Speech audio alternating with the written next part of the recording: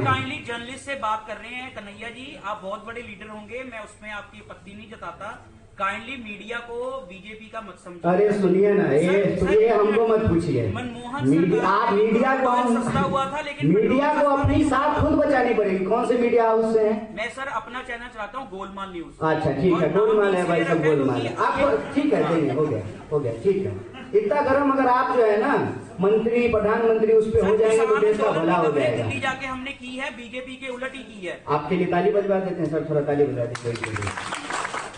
क्यों इतना गुस्सा हो गया? हम पे गुस्सा होकर के आपको क्या मिलेगा? सर आप गुस्सा वाली बात कर रहे हैं ना कन्हैया जी, आपने बहुत बातें बीजेपी के खिलाफ बोली, लेकिन देश में सबसे ज्यादा राज कांग्रेस पार्टी का रहा है। ना तो अनएम्प्लॉयमेंट वो खत्म कर सके, ना तो जो मुद्दे आपने उठाए कि गरीबी या उनका उद्धार, ना तो कांग्रेस पार्टी कर सकी।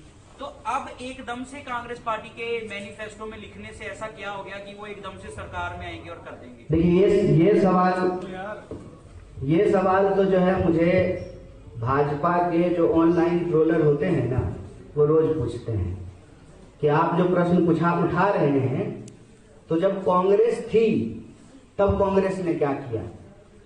तो उसका हम एक ही जवाब देते हैं कि कांग्रेस अगर देश के लिए कुछ नहीं किया होता तो भाजपा बेच क्या रही है? कुछ बना करके रखा था, उसी को तो बेच रही है। और आप मुझे बताइए, जो मैं आंकड़े आपको दे रहा हूं, तो मैं कह रहा हूं जब कि 2014 के बाद से बेरोजगारी बढ़ गए हैं, तब भी आपके दिमाग में यही सवाल है। कौन चूरन खाए हैं साहब? जब बेरोजगारी बढ़ रही है ना भाई, तो 14 में जब 14 से पहले कम थी तो कांग्रेस कुछ कर रही होगी। सर मनमोहन सर जवाब देने दीजिए। मनमोहन जी बोलिए, जिसे मोदी जी बोलते हैं। मनमोहन जी भी जो है ना चपरासी नहीं थे जैसे आप मनमोहन बोल रहे हैं। आप काइंडली जर्नलिस्ट से बात कर रहे हैं। कन्हैया जी, आप बहुत बड़े लीडर होंगे, मैं उसमें आपकी आपत्ति नहीं जताता।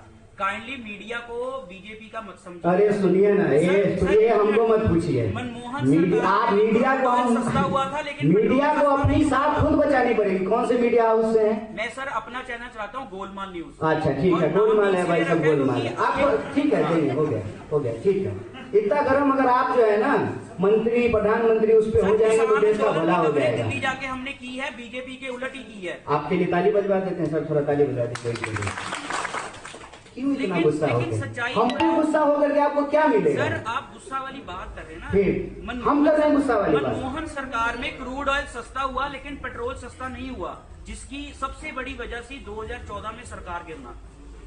किसकी सबसे बड़ी वजह थी? पेट्रोल सस्ता ना होना सर, अच्छा एक बात सिलेंडर सस्ता ना होना। ठीक है, तो मनमोहन जी की जो सरकार थी, जैसे मोदी जी आप बोलते हैं, वो भी देश के प्रधानमंत्री ही थे, उनके खिलाफ बहुत कुछ बोला गया। प्रधानमंत्री स्वयं जो मौजूदा है, उन्होंने कहा कि पता नहीं उनके बाथरूम में कैसे चले गए थे। बोले कि मनमोहन जी जब नहाते हैं ऐसे रेनकोट पहन करके नहाते हैं। ये प्रधानमंत्री जी का बयान है, मोदी जी का। ये बयान आपको ठीक लगता है? नहीं, गलत है, ठीक है, निंदनीय है ना। कहिएगा अगली बार आप अपने एपिसोड में मनमोहन जी के पक्ष में। मैं ये कह रहा हूँ कि क्रूड ऑयल उस वक्त कितना था 2014 में? बताइए, मनमोहन जी की जब सरकार थी तो। सर मेरे को इस समय आंकड़े नहीं याद, लेकिन महंगा सस्ता हुआ था, लेकिन रेट देश में नहीं घटे थे। नहीं, क्या बात करते हैं? 500 रुपए में गैस का सिलेंडर मिल रहा था, 1000 रुपए में गैस का सिलेंडर मिल रहा है, और आप कह रहे हैं महंगाई नहीं बढ़ी थी। कौन सा ऐसा चीज है, कौन सी ऐसी चीज है, आप मुझे बता दीजिए। चाहे वो खाने की चीजें हो, गैस हो, पेट्रोल हो, डीजल हो, जिसके दाम अप्रत्याशित तरीके से नहीं बढ़े हैं। लोगों के जो सवाल हैं, महंगाई अप्रत्याशित तरीके से बढ़ा है, बेरोजगारी अप्रत्याशित तरीके से बढ़ा है, और सरकारी संपत्ति औने पौने दामों में बेचा जा रहा है। आपको सुन करके आश्चर्य होगा, 4-5 लोगों की एक कंपनी को, एक सरकारी कंपनी 27 करोड़ में बेच दिया गया। ये जो देश की हालत है, इस देश की हालत में आज हम खड़े हैं। और आज के इस सवाल को आप कहते हैं कि हमको नहीं उठाना चाहिए, हमको नहीं पूछना चाहिए। कांग्रेस सरकार ने अगर कुछ गलती की, चलिए मैं आपकी बात को मान लेता हूं, तो कांग्रेस तो नहीं सरकार चला रही है ना, कांग्रेस हम यहां चला रहे हैं पंजाब में। पंजाब को लेकर के आप हमसे ये पूछ सकते हैं कि आपकी यहां सरकार है पंजाब में, आपने क्या किया है? हम आपको आंकड़ा दे सकते हैं कि हमने रिक्तियां भरी हैं, हमने लाखों लोगों को रोजगार दिया है? ये एक स्पेसिफिक सवाल है। ये जो प्रश्न पूछा जाता है ना कि जब कांग्रेस थी भाई साहब तो कांग्रेस ने क्या कर लिया, अरे कांग्रेस ने जो कर लिया ना वो ये सरकार कर ली होती ना तो इस सरकार से कोई सवाल ही नहीं होता। आप मुझे बताइए कि नया इन्होंने क्या काम किया है? इन्होंने नया अस्पताल खोले हैं, इन्होंने नया कोई शहर बनाया है, इन्होंने नई कोई सड़क बनाई है, नया कोई ट्रेन चलाया है? नाम बदल रहे हैं। राजधानी को तेजस कर दिया, इलाहाबाद को प्रयागराज कर दिया।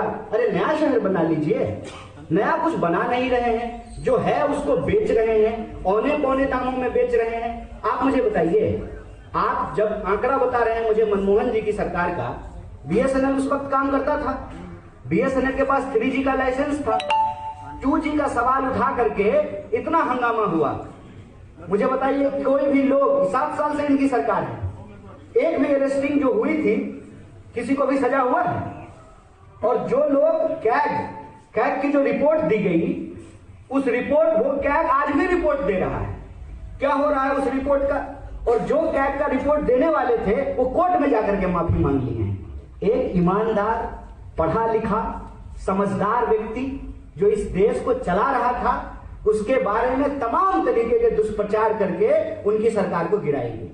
और उस सरकार के खिलाफ जो तथाकथित भ्रष्टाचार विरोधी आंदोलन था, उस आंदोलन से निकले हुए लोग कहां हैं? जनरल वीके सिंह कहां हैं? वो क्या नाम है उनका, किरण बेदी कहां है?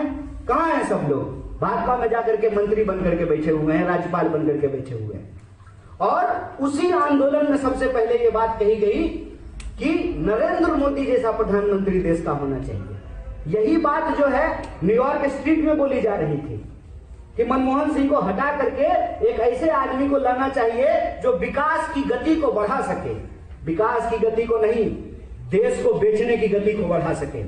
जिन सवालों पे कांग्रेस पार्टी ने कहा कि हम नहीं बेचेंगे, हम इंश्योरेंस सेक्टर के पैसे का डिसइन्वेस्टमेंट नहीं करेंगे, हम पीएफ में जो आम लोगों की गाढ़ी कमाई है उसका डिसइन्वेस्टमेंट नहीं करेंगे, हम मनरेगा जैसे वेलफेयर स्कीम को बंद नहीं करेंगे।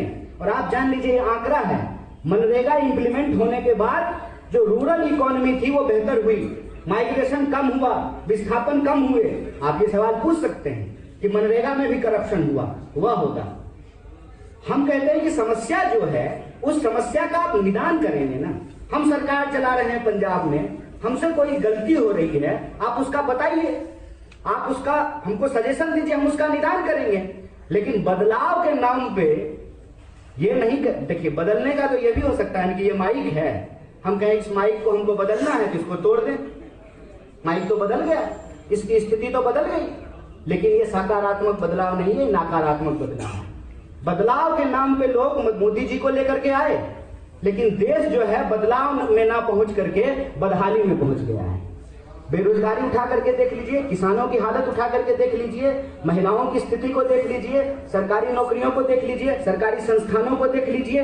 इससे हमको बाहर निकलना है।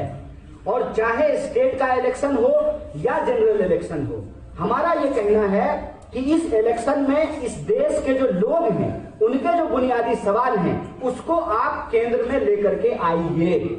आप अंग्रेजों वाली चाल मत चलिए, डिवाइड एंड रूल मत कीजिए।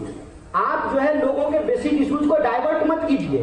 वो डिवाइड एंड रूल करते थे, आप डाइवर्ट एंड रूल कर रहे हैं। आप हमारे सवालों का जवाब दीजिए कि स्विस बैंक के कितने खाते जब्त किए गए, स्विस बैंक से कितना करोड़ रुपया भारत के खाते में आया, कितना काला धन वापस आया है नोटबंदी के बाद। नोटबंदी के दौरान ही रिजर्व बैंक ने कह दिया कि सारे नोट वापस आ गए। जब सारा नोट वापस आया तो काला धन का क्या हुआ?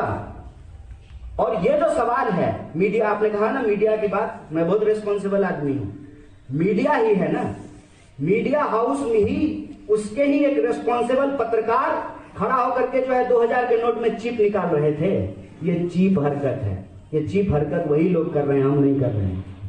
कौन निकाल रहा था 2000 के नोट में चिप? मीडिया ही निकाल रहा था ना।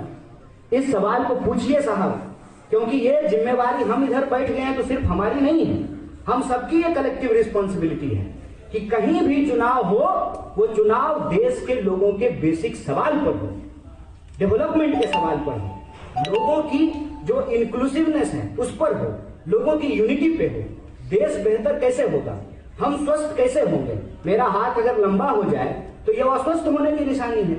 हम स्वस्थ तभी होंगे जब बराबर से, संतुलन से हमारे शरीर के हर अंग का विकास होगा। आप आंकड़ा उठा करके देखिए, आप अगर कुछ नहीं समझ में आ रहा है तो जो पॉलिटिकल पार्टीज के पास चंदा आया है ना, उसका ही आंकड़ा उठा करके देख लीजिए। जो बीजेपी है उसके पास लगभग 5,000 करोड़ रुपया है। आप कहते हैं कि 70 साल में कांग्रेस ने क्या किया? 70 साल रूल हम किए हैं। आपके हिसाब से हमारे पास 500 करोड़ है और वो 7 साल रूल किए, उनके पास 5,000 करोड़ है। ये चोरी है कि नहीं है? बेईमानी है कि नहीं है? और बेईमानी जब आंख से दिख रही है तब उसके लिए बोलेंगे नहीं, और जब बोलेंगे तो यह सवाल पूछा जाएगा कि तब क्यों नहीं किए? हम तब भी किए थे। अगर किए नहीं होते तो देश में जो है दर्जनों एम्स नहीं बने होते, IIM नहीं बने होते, इसरो नहीं बना होता, BSNL नहीं बना होता, इतने संस्थान नहीं खड़े होते। आपके राज्य की जो राजधानी है चंडीगढ़, चंडीगढ़ देश का सबसे पहला प्लांट सिटी है। वो सबसे पहला प्लांट सिटी कब बना है? नेहरू जी का ब्रेन चाइल्ड था वो। हमने देश के लिए किया था, किए हैं और करेंगे। और हमको दर्द भी इसीलिए हो रहा है, कहते हैं जाके पैर न फटे बिवाई, वो का जाने पीड़ पड़ाई। हम ये देश बनाए हैं, इसीलिए देश के लिए दर्द हो रहा है। और देश कैसे बेहतर हो सके, इसीलिए उन सवालों को लेकर के आपके बीच में आए, उन सवालों को उठा रहे हैं। आपने कहा कि हम मीडिया हैं, हम आपसे भी यही आग्रह करते हैं कि आप भी इन सवालों को उठाएं और देश के पॉलिटिकल डिस्कोर्स को रोजी रोटी, कपड़ा, मकान, शिक्षा, स्वास्थ्य, सड़क, बिजली, पानी पे हम केंद्रित करके रखें। जाति और धर्म के नाम पे जिन सवालों को गुमराह करने की कोशिश की जाती है, उन सवालों को हम खारिज करें और हमारे जो बुनियादी सवाल हैं उसको हम केंद्र में लेकर के आए।